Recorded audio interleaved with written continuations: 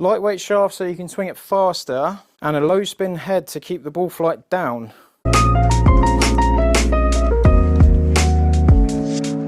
This is the Diamana 50 stiff shaft from Srixon. It's the stock shaft in the Srixon ZX driver lineup, and this one has no upcharge.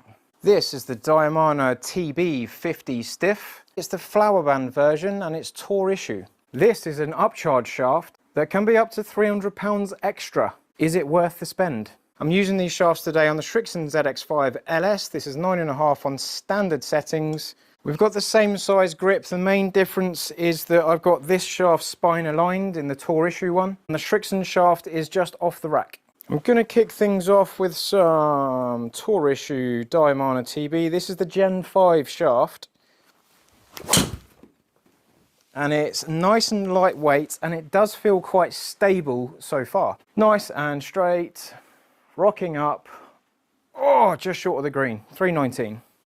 I've got this pin set at 325, and I've got a pretty good window of flight so far with this shaft.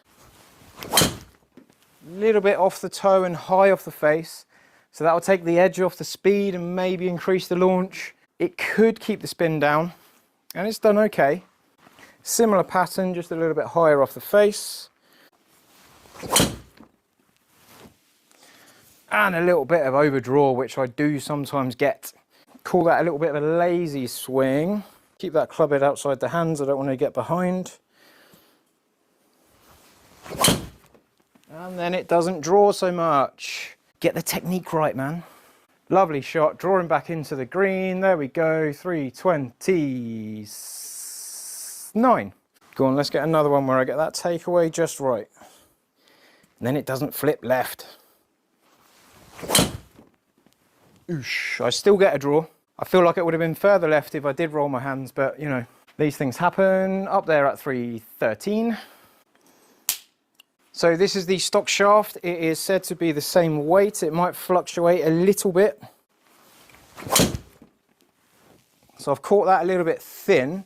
I felt the shaft bend in a different way. It didn't quite feel as solid, but it's still gone 322. Now, last time I hit this shaft, I wasn't swinging it as fast, and I was getting quite a lot of distance out of it, to be fair, on that day. Lovely, a little bit of draw. From this far back, that's not too much. I'm only just outside the width of the green. 320.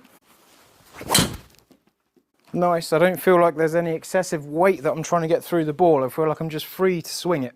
And it's getting up there. Lightweight shafts aren't bad, eh? Lightweight shaft so you can swing it faster, and a low spin head to keep the ball flight down. Could be a bit of a combo, but that one was a bit of a push. It's gone a decent distance, but it's just hung out to the right hand side. So when I'm looking at like a 50-gram shaft compared to an 80-gram shaft, for example, I tend to find that you swing it faster, the ball goes further because we get more speed through that ball. However, it can sometimes lead to a bigger spread.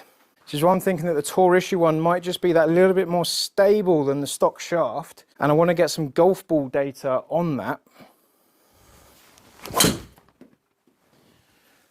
High draw. Getting up there, just getting round a bit too much. I'll take that.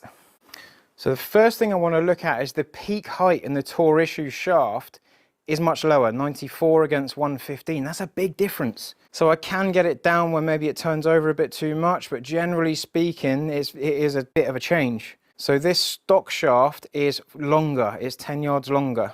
So this is the stock shaft, and the side spin I got on it on average was 325, and we got 495 on average with the tour issue one. That's not to say that that draws more, it's probably to say that when I hit this over to the right hand side, the average just moved over that way.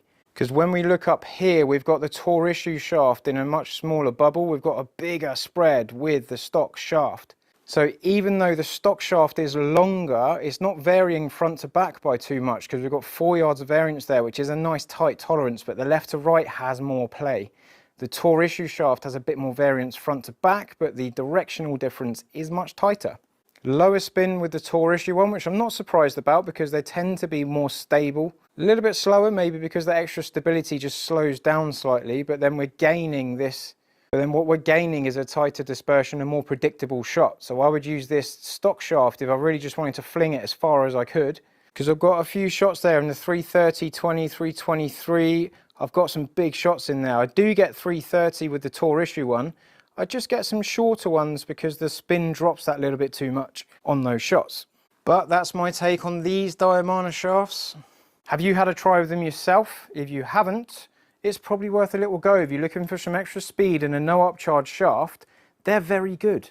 Or if you want to treat yourself to a Tour Issue one, you're going to get more stability, more consistency from that ball flight.